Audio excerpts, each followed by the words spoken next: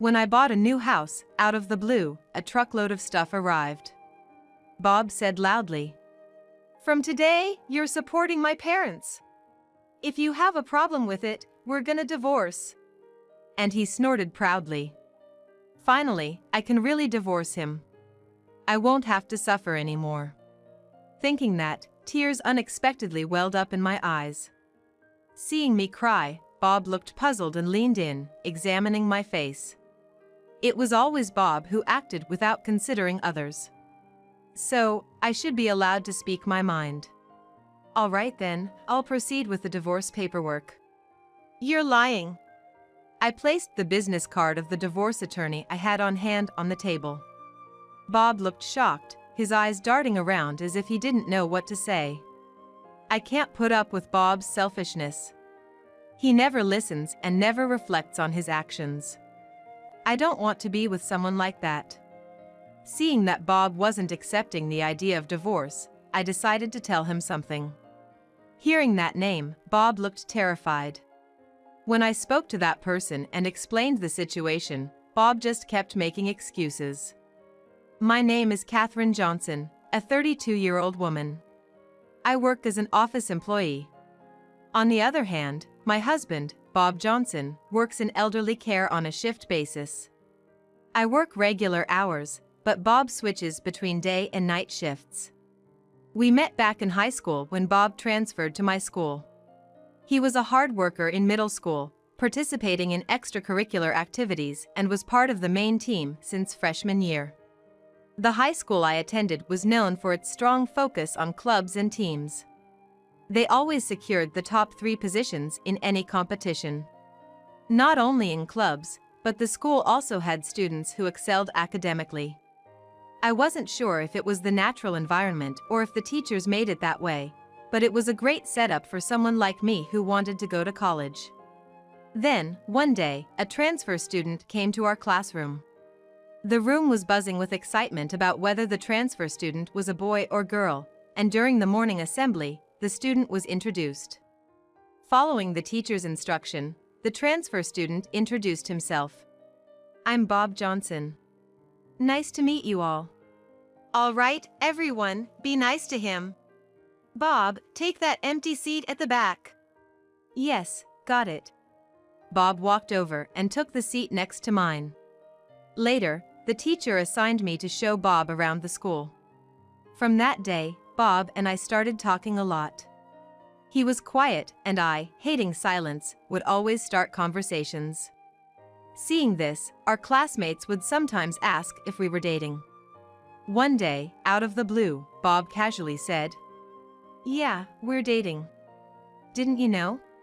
Which caught me by surprise. From there, we naturally started our relationship. We went out for dinners, movies, and had a lot of fun together. I was happy. After high school, I chose to work instead of going to college. Bob was insistent that we live together. Given our long relationship since high school, moving in together and eventually getting married was smooth. Then one day, Bob started working in elderly care. He said it was because his mother had worked in the same field. Although he avoided working in the same facility as his mom, they seemed to have a close relationship where he'd often seek advice about his job. Lately, he's been saying that he's having issues with his father. I asked him to tell me more, but Bob never really shared the details. I confided in my childhood friend, Mike, about all these issues. Of course, I didn't meet him personally, but decided to visit the mental clinic where he works as a counselor. Mike still had that same smile he had back in high school. He gives off that classic good guy vibe. Now, he's a certified psychologist and works as a counselor. From my perspective, Mike is truly remarkable. "Mike, you're amazing. So, you're a counselor, right? You listen to people's problems because you have it all figured out?" "No, I just want to help people." "Katherine, are things not going well with Bob?" "Yeah, there seems to be something going on with Bob's parents. He keeps things from me and won't tell me anything." Hearing this, Mike hummed thoughtfully. Seeing him concerned, I continued talking about Bob. Back in our 20s, right after we got married, our house felt so cold, unlike a newlywed's home. When I returned home, Bob never greeted me with a welcome back. We ate meals separately and just adjusted our sleep schedules for work. I never thought our marriage would become so cold. So, I prioritized my happiness over enduring this life. But Bob refused. He raised his voice and looked down on me, saying, "You won't leave me. You loved me when we started dating, didn't you?" "Yeah, but isn't it strange for a couple to not talk? I think other couples communicate more." "Oh really? So, you're comparing me to other guys? Should I take that as you cheating?" "Wait, what? What are you talking about?" His confusing words truly baffled me. We were just discussing our relationship. Why is he bringing up cheating just because I mentioned how other couples behave? It's a big misunderstanding. This isn't about cheating. The real issue is I don't understand what Bob is thinking. Wouldn't it be easier for both of us if we just divorced? I explained all this to Mike. Isn't it pretty serious if you want to divorce but can't? But Mike just nodded, listening without judging, and started typing on his computer. "Everything you've told me is securely stored, Catherine. I'll contact you once I figure out a solution." Honestly, after hearing all this, I think divorce might be the best option, Mike said as he gently closed his laptop and put it into his briefcase. He inputs the data on the computer to ensure maximum privacy. Mike agreed to help me find a solution. I felt deeply grateful. Having someone by your side feels so comforting. "See you next appointment then." "Thanks, Mike." "You're welcome." I left and headed home. Honestly, I dreaded going back. Even if I got medicine from the clinic, it wouldn't solve the root of the problem. I felt so down. When I arrived, Bob was standing at the entrance, looking furious. I had told him I was going to the clinic, and I returned within the time he had specified. What on earth? Just as I wondered this, Bob began to shout at me. "Come back from the doctors quicker! Make my meal right now!" Suddenly, he was demanding lunch. How old does he think he is? It might be acceptable for a small child, but we're well into our 30s. Doesn't he feel embarrassed acting this way as an adult? Despite my thoughts, I knew making a fuss would lead to more trouble, so I lightly replied, all right, and let it go. But this was just the beginning of the challenge. Even if I made the meal, he'd complain about the slightest thing, like seasoning.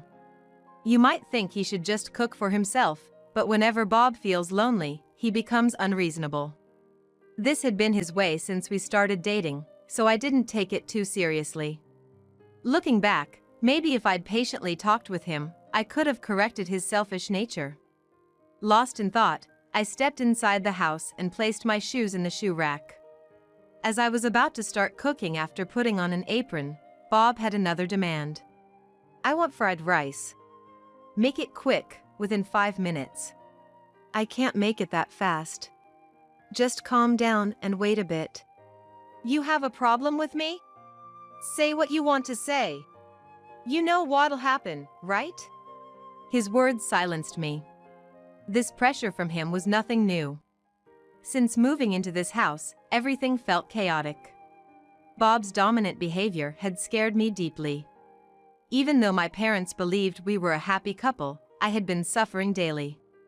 I had no idea what his parents thought since I hadn't met them, but living with Bob was pure agony. I contemplated voicing at least one complaint against him. While considering this, I finished making the fried rice for both of us. Bob ate without a word of thanks and then left the house. Surprisingly, he didn't return, and the house became peaceful. But the fact remained that Bob was still my husband. If I couldn't get a divorce, I decided to go back to my parents' house. What followed was a deeply unsettling event for me. I truly hoped never to feel that way again. But what was he thinking? Reflecting on it, he seemed purely selfish. Upon reaching my parents' house, They allowed me to stay after I explained why I couldn't divorce Bob. Days passed as I thought of ways to possibly divorce him. The definitive terrible event happened about 6 months after separating from Bob.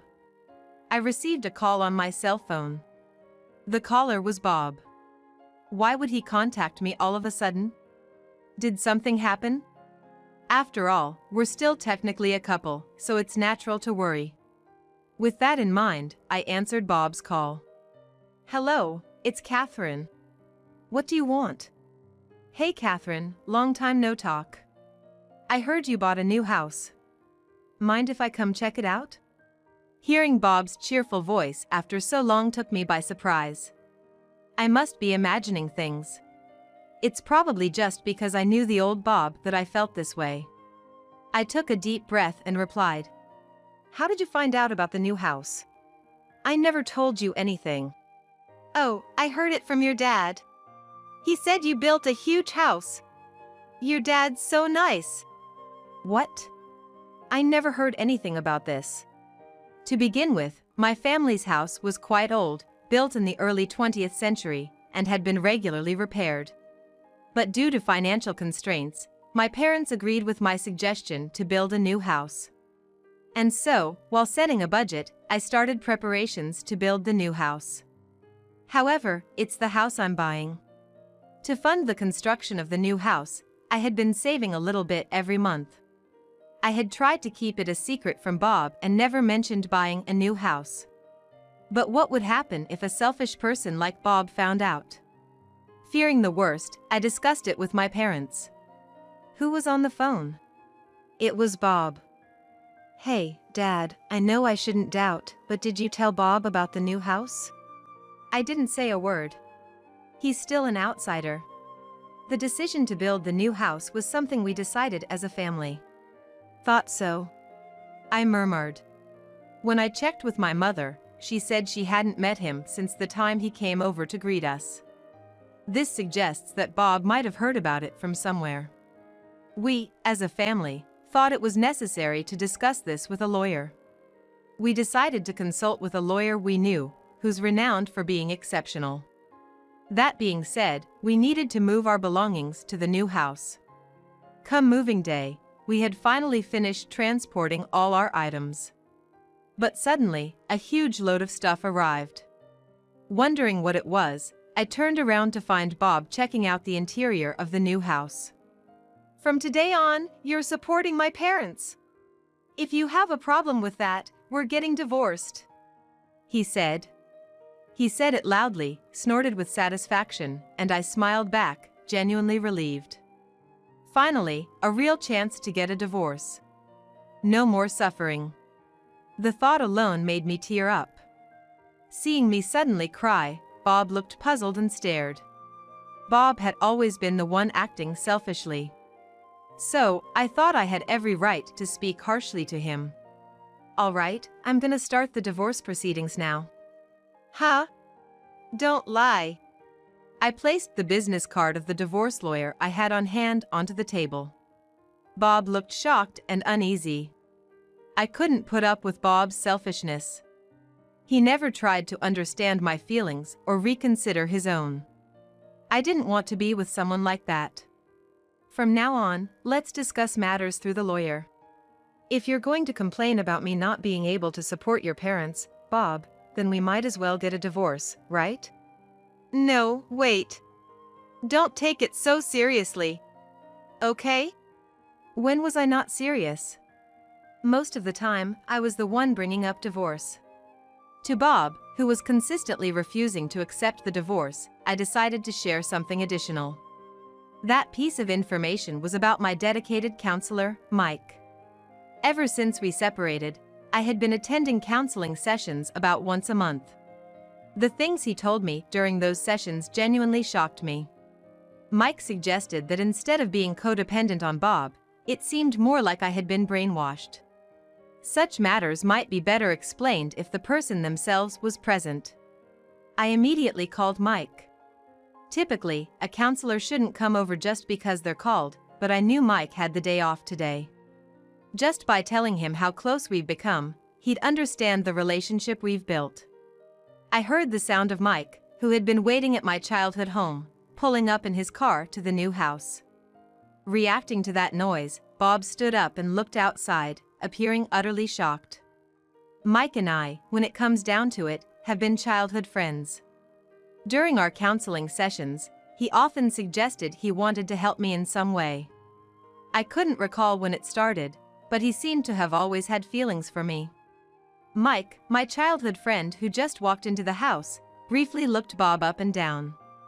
Then, after taking a few deep breaths, he began questioning Bob. Mike opened up his laptop, checking something. Sneaking a peek, it appeared he was reviewing the notes from our discussions. Finding what he was looking for, Mike began to speak. Bob, first, I believe it's crucial we have a serious conversation. From the start of her counseling sessions with me, Catherine has always been clear about a particular matter. How did you find out her family was buying a new house? Well, I heard it from Catherine's dad. He was boasting about building a new house. Hearing this, my father, who had been listening, glanced at Bob, murmuring, "That's odd. I've never mentioned it to you, Bob. I haven't seen you since you both came over to introduce yourselves as a married couple. Is that true?" "Yes, Catherine, it's true. I've only talked about the new house with you, haven't I?" Indeed, my father and I frequently communicated, and we often discussed the new house. I'd always made sure to share updates when Bob wasn't around. Given how much my father disapproved of Bob's selfishness, he always maintained a calm demeanor. Witnessing how composed my dad was, I felt motivated to stay equally poised. Bob, however, stubbornly retorted, "Look, I'm telling the truth. I saw you at the local supermarket and you..." "I haven't seen you there. You always said you were too busy with your caregiving job and left household chores to Catherine. I'm sure I haven't seen you since the day you both visited." But I believe Bob assumed my father would just go along with whatever he said. But my dad wasn't about to play along. Besides, Mike was smugly grinning, having helped me gather evidence. It wasn't like I'd been living a quiet life with my parents while separated from Bob. Having shared our entire marital situation, we'd planned our strategy together. Additionally, there was another concern, Bob's parents. I wanted to know the reason behind Bob's claim of supporting his parents. Conveying my concerns to Mike, he immediately called a lawyer he'd previously arranged.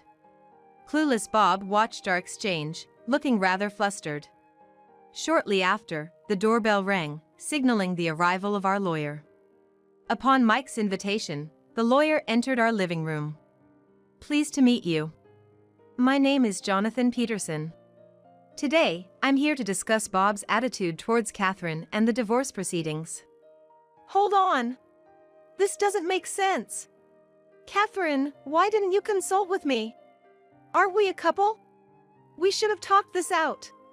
No matter how much Bob pleaded in his trembling voice, it wouldn't heal the emotional scars he inflicted on me. It was time for me to stand my ground. I want the freedom to choose who I'm with, and I certainly don't want someone like you again. With our family's tense atmosphere, the lawyer began to explain in a matter-of-fact tone.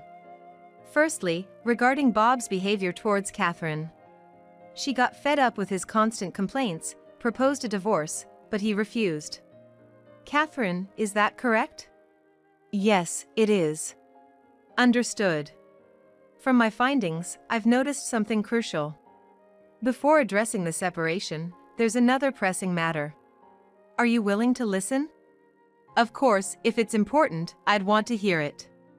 Nodding slightly, I uttered a simple, "Please proceed." And the lawyer nodded in response. To begin with, Bob's parents are in a dire situation. His father has an illness, leaving him immobile. He's been undergoing physical therapy at home but has grown irritable, yelling irrationally. As for his mother, like Bob, she worked in caregiving but faced multiple workplace issues and was eventually forced to resign. This is the first time I've heard that story. I was told that Bob wanted to pursue a caregiving profession because his mother was in the field. I had admired him for that, but it turns out that wasn't the whole story. Moreover, now I understand why he wouldn't discuss his father's situation in detail. It was because his father had become unable to walk due to an illness and had been treated horribly. I feel a bit sorry for him knowing that, but it seems there's more to it. The lawyer's expression darkened in an instant. Catching a quick glance from the lawyer, I nodded resolutely. Bob, there was a 6-month period where Catherine didn't come home, right? Our investigations during that time revealed you were having an affair. Maybe you were stressed from your caregiving job, not having a decent family to return to, and always getting complaints from your wife. You frequented bars, drank heavily, spent nights with women in hotels, and even racked up debt. I was shocked by the lawyer's revelations. Doing such things behind my back. I truly felt that choosing divorce was the right decision. But after all, he was the person I had once deeply loved and chose to marry. It was impossible not to feel devastated, and tears started to flow. Mike and my parents stood by my side, as if shielding me. On the other hand, Bob looked shattered, every secret exposed. He looked at me, seemingly asking for help, but I turned away. Also, regarding the matter of Bob arriving here with all his belongings. Unfortunately, without the homeowner Catherine's permission, he's not allowed to just enter. He needs to reflect on his actions, agree to the divorce papers, and we're gonna need assurance that he won't interfere anymore. I admit it was wrong to come without notice. But I still love you, Catherine. I won't make you uncomfortable again. Please stay with me. Catherine. It's pointless, isn't it? If Bob's parents aren't reasonable, then Catherine's parents' opinions will be prioritized. After our discussions, it was determined that protecting Catherine is the utmost priority. If you'll agree to the divorce, we're willing to let it go. I'll convey this on Catherine's behalf. Seeing this, Bob looked defeated.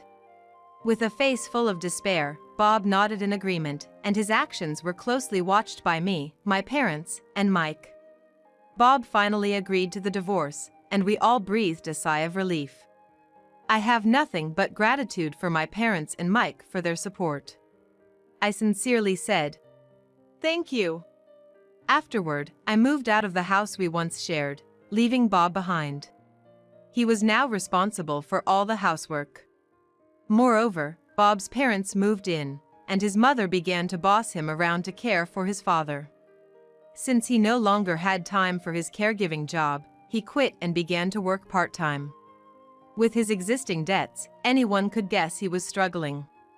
Being constantly behind on monthly payments, Bob's spirits were down.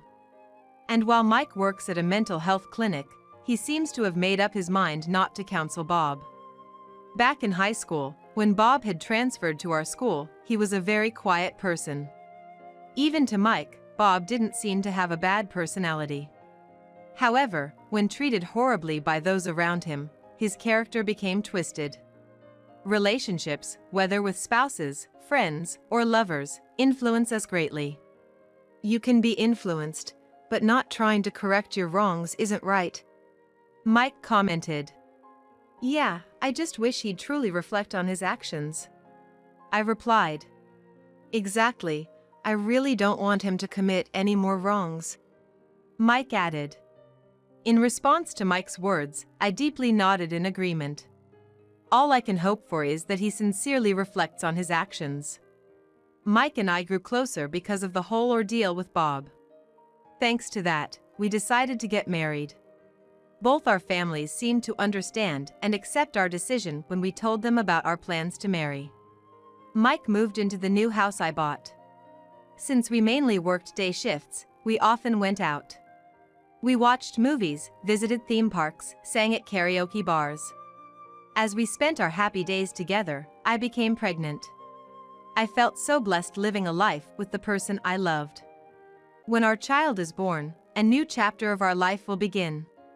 I can't wait to start that new life. Holding on to dreams with Mike and discussing our roles before our child arrives, every moment feels precious. I'm determined to live a happy life moving forward. This might be what a true married couple looks like. There's no point in fighting. I've learned that from my previous husband. All I can think is that I should do my best to make my life work this time around.